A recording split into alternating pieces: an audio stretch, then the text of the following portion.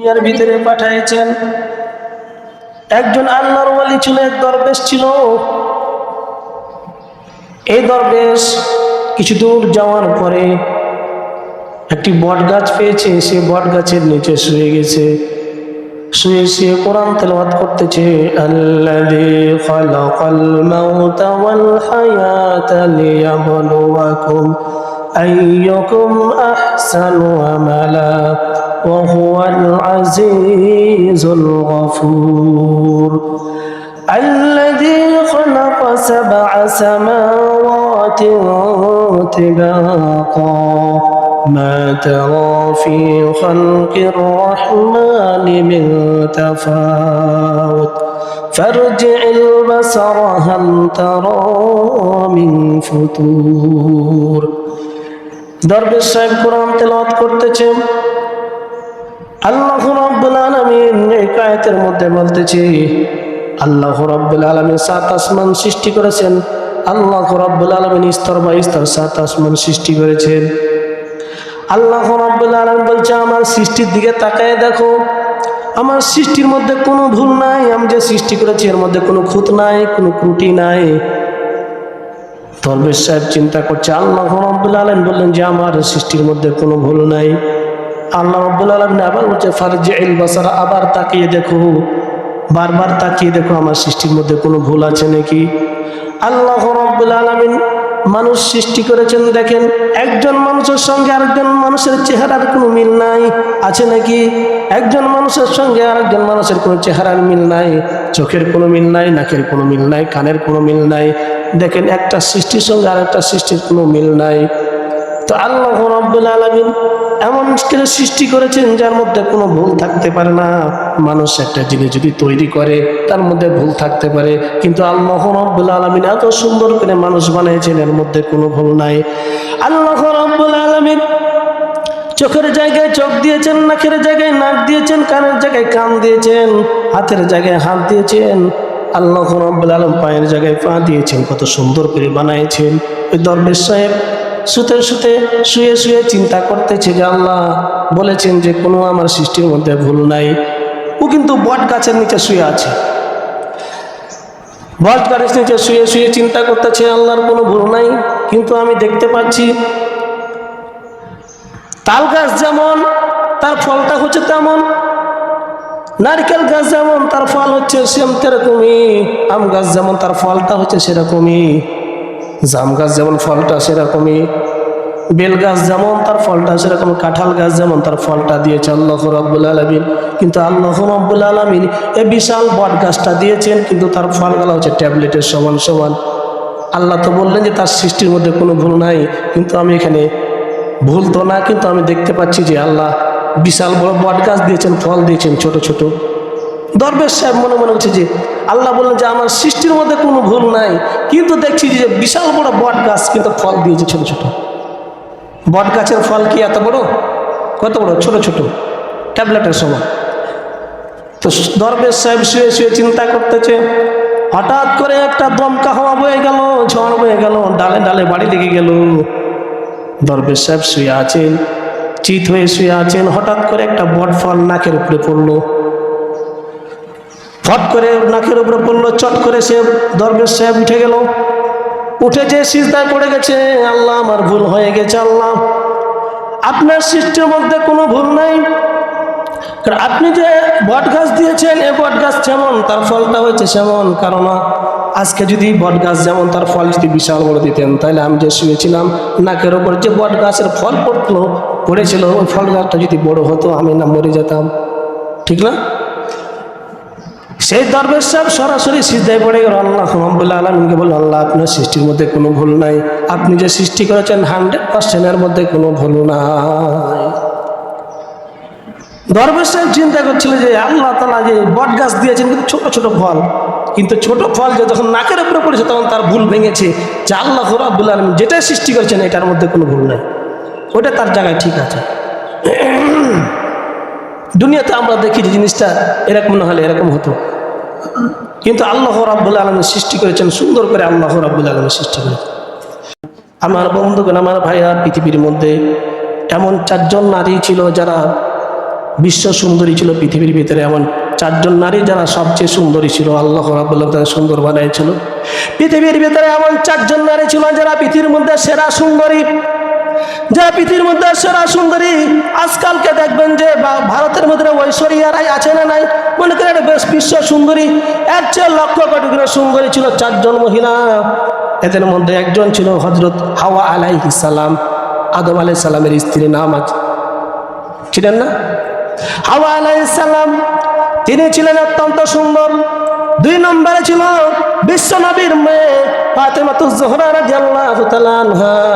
3 নম্বরে ছিল হযরত ইব্রাহিম আলাইহিস সালামের প্রথম স্ত্রী সারা আলাইহিস সালাম, তিনি ছিল অত্যন্ত সুন্দর।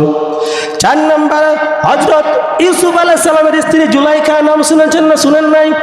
এই 4 জন মহিলা আমার বন্ধুগণ, আমার ভাইরা, সবচেয়ে বিশ্ব সুন্দরী ছিল আমার বন্ধুগণ, আমার ভাইরা। আল্লাহ রাব্বুল আলামিন তাদের কত সুন্দর করে বানিয়েছিলেন। আজকে ঐশ্বরিয়াকে রায়কে দেখলে আমাদের মনে হচ্ছে কত সুন্দর, কিন্তু তাদেরকে দেখলে, এই 4 জন মহিলাকে দেখলে খাবার খেতে ইচ্ছা করতো না, এত সুন্দর আল্লাহ রাব্বুল আলামিন বানিয়েছিলেন। হাওয়া আলাইহিস সালামকে যখন সৃষ্টি করলেন, আদম আলাইহিস সালাম শুয়ে আছেন, ঘটনাটা ভালো করে শুনেন। আদম আলাইহিস সালাম শুয়ে আছেন, আল্লাহ রাব্বুল আলামিন হাওয়া আলাইহিস সালামকে সৃষ্টি করে তার বাম পাশে রেখে দিয়েছেন। আদম আলাইহিস সালাম ঘুম থেকে উঠে দেখলেন যে একজন সুন্দর মেয়ে একজন শুয়ে আছে, দাঁড় বসে আছে। আদম আলাইহিস সালাম দেখে ডাক দিয়ে ধরতে যাবে, আল্লাহ রাব্বুল আলামিন বলছে, আদম তার দিকে তাকানো যাবে না, তাকে ধরা যাবে না। আল্লাহ রাব্বুল আলামিন বলে, আদম তার দিকে তাকানো যাবে না, তাকে ধরা যাবে না। আমার বন্ধুগণ, আমার ভাইরা, আল্লাহ রাব্বুল আলামিনকে বলেন, আদম আলাইহিস সালাম বললেন, আল্লাহ কি কাজ করলে ধরা যাবে সে কাজটা আমাকে বলে দেন। আল্লাহ রাব্বুল আলামিন, আদম ধরা যাবে একটাই কারণ, তাকে ধরতে হলে বিবাহ করতে হবে। ধরতে হলে কি করতে হবে? বিবাহ করতে হবে। এই আয়াত থেকে আমার বন্ধুগণ এখানে একটা কথা হলো, এখান থেকে প্রতীয়মান হয় যে বিবাহর আগে কোনো মহিলার দিকে তাকানো জায়েজ নাই, ধরাও জায়েজ নাই। তাকানো জায়েজ নাই, ধরাও জায়েজ নাই। কেন?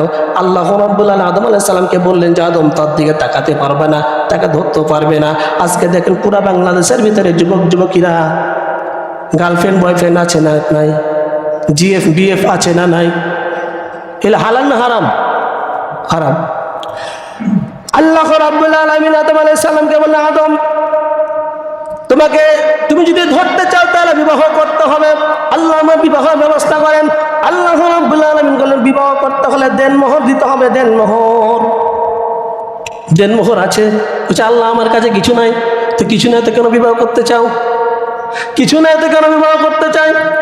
আল্লাহ রাব্বুল আলামিন বললেন, আমার বন্ধুগণ, আমার ভাইরা, আপনাকে জিজ্ঞাসা করবে কোনো মানুষ যদি জিজ্ঞাসা করে আদম আলাইহিস সালামের স্ত্রী, আদম আলাইহিস সালামের মোহর কি ছিল, স্ত্রীর মোহর কি ছিল? কেউ জানেন না কি বলেন তো? জানেন না? আল্লাহ রাব্বুল আলামিন বলে, তোমার দেনমোহর হয়ে যাবে। তুমি আমার নবী, সর্বশ্রেষ্ঠ নবী, সর্বকালের নবী, সর্বযুগের নবী। তোমারই সন্তান হবে হযরত মুহাম্মদ সাল্লাল্লাহু আলাইহি ওয়াসাল্লামের উপর তুমি যদি 10 বার দুরূদ পড়ো তাহলে তোমার দেনমোহর হয়ে যাবে। জোরে বলেন সুবহানাল্লাহ। আমার বন্ধুগণ, আমার ভাইয়েরা, এখনো পৃথিবীতে আদম আলাইহিস সালাম প্রথম মানুষ, এখনো আমাদের নবী আসে নাই। আমাদের নবীর সম্মান কত, মর্যাদা কত, যে আমাদের নবী আসার আগেই তার সম্মান কত, যে তার উপরে দুরূদ পড়লে আদম আলাইহিস সালামের বাবার বিবাহতে ছেলের উপরে দুরূদ পড়লে কি হয়ে যাবে? দেনমোহর হয়ে যাবে। সে নবীর উম্মত আমরা কত সর্বশ্রেষ্ঠ উম্মত। কিন্তু আজকে আমাদের কাজগুলো দেখলে দেখবেন বন্ধুগণ, আপনাদের কাজগুলো আমাদের কাজগুলো দেখলে মনে হয় সর্বশ্রেষ্ঠ উম্মত আমরা না, সর্বনিকৃষ্ট উম্মত আমরা। এই জন্য আদম আলাইহিস সালামের বিবাহ হয়ে গেল। বিবাহ যখন হয়ে গেল, আল্লাহ রাব্বুল আলামিন বলছেন, ওয়া কুলনা ইয়া আদামু উসকুন আনতা ওয়া যাওজুকাল জান্নাতা ওয়া কুলা মিনহা রাগাদান হাইসু শি'তুমা ওয়া লা তাকরাবা হাদিহিশ শাজারাতা ফাতাকুনা মিনাল যালিমিন। আল্লাহ রাব্বুল আলামিন ডাক দিয়ে বলছেন, হে আদম, তুমি এবং তোমার স্ত্রী চলে যাও বাসার ভিতরে, বাড়িতে, কোথায়? জান্নাতে। বলেন তো আমাদের আদি পিতাকে, আদম আলাইহিস সালাম, তিনার বাড়ি কোথায়? জান্নাতে। তিনার বাড়ি কোথায়? জান্নাতে। আমাদের আদি পিতার বাড়ি কোথায়? আমাদের বাবার বাড়ি কোথায়? জান্নাত। মুসলমানদের বাবার বাড়ি কোথায়? জান্নাত। আল্লাহ রাব্বুল আলামিন বললেন, হে আদম, তুমি তোমার স্ত্রীকে নিয়ে বাড়ি চলে যাও, জান্নাতে চলে যাও। এই জন্য আল্লাহ রাব্বুল আলামিন নিয়ম করে দিলেন, বিবাহ করে যারা বিবাহ করবে দুনিয়ার ভিতরে বিবাহ করে বউ নিয়ে শ্বশুর বাড়ি না বাবার বাড়ি যেতে হবে। জোরে বলেন ঠিক কিনা? ঘর জামাই না, বউ নিয়ে বিয়ে করে কোথায় যেতে হবে? বাবার বাড়ি যেতে হবে। আদম আলাইহিস সালামকে বললেন যে তোমার বউ নিয়ে তুমি জান্নাতে যাও, বাড়িতে যাও। এরপরে আল্লাহ রাব্বুল আলামিন ওয়াকুলা শব্দের দিকে খেয়াল করেন। ওয়াকুলা, তুমি যা খাবে তোমার স্ত্রীকে তা খাওয়াবে, তুমি যা পরবে তোমার স্ত্রীকে তা পরবে, তুমি ঘুরতে যাবে তোমার স্ত্রীকে পর্দা মেনটেন করে নিয়ে ঘুরতে যাবে, তুমি যে কাপড় পরিধান করবে তোমার স্ত্রীকে সে কাপড় পরিধান করাবে, যে মানের কাপড় পরিধান করবে সে মানের কাপড় পরিধান করাবে। তুমি জুব্বা পরো, তুমি শার্ট পরিধান দাও, 2000 টাকা দামের শার্ট তোমার স্ত্রীকে 250 টাকা দামের 3 পিস কিনে দাও। এটা কখনো ইসলাম সাপোর্ট করে না।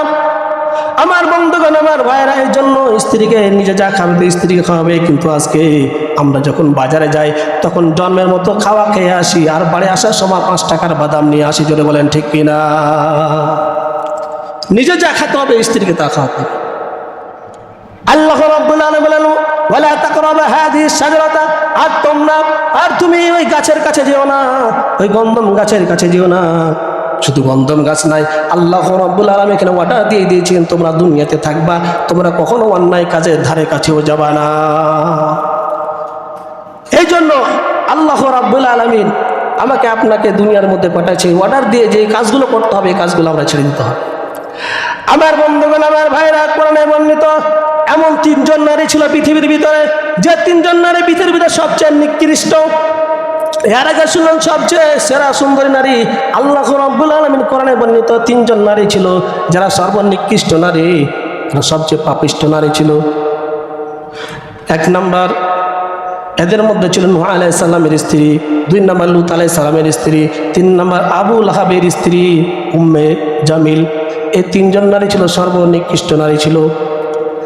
আল্লাহ রাব্বুল আলামিন বলেন, ওয়াদারাবাল্লাহু মাতালাল লিল্লাযীনা কাফারু ইমরাআতা নূহ ওয়া ইমরাআতা লূত কানাতা তাহতা আবদাইনি মিন ইবাদিনা সালিহাইনি ফাখানাতাহুমা ফালাম ইউগনিয়া আনহুমা মিনাল্লাহি শাইআ ওয়া কিলা দুখুলান নার মা'আদ দাখিলিন।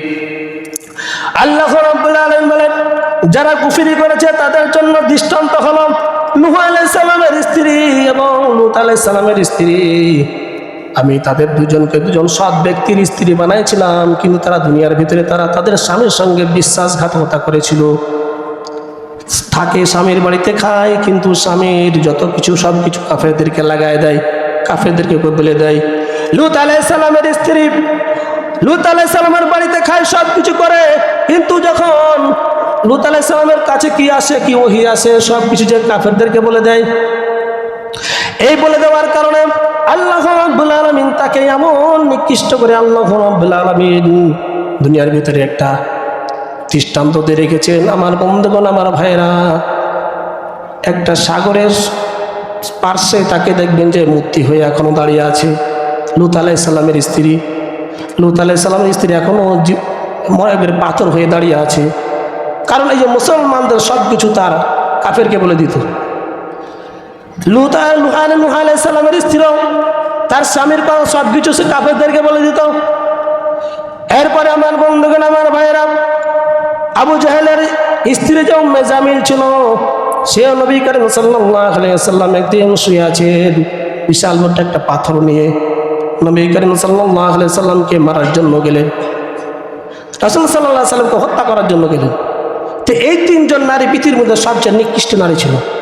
1 নম্বর হচ্ছে নূহ আলাইহিস সালামের স্ত্রী, 2 নম্বর হচ্ছে লূত আলাইহিস সালামের স্ত্রী, 3 নম্বর হচ্ছে আবু জাহেলের স্ত্রী উম্মে জামিল।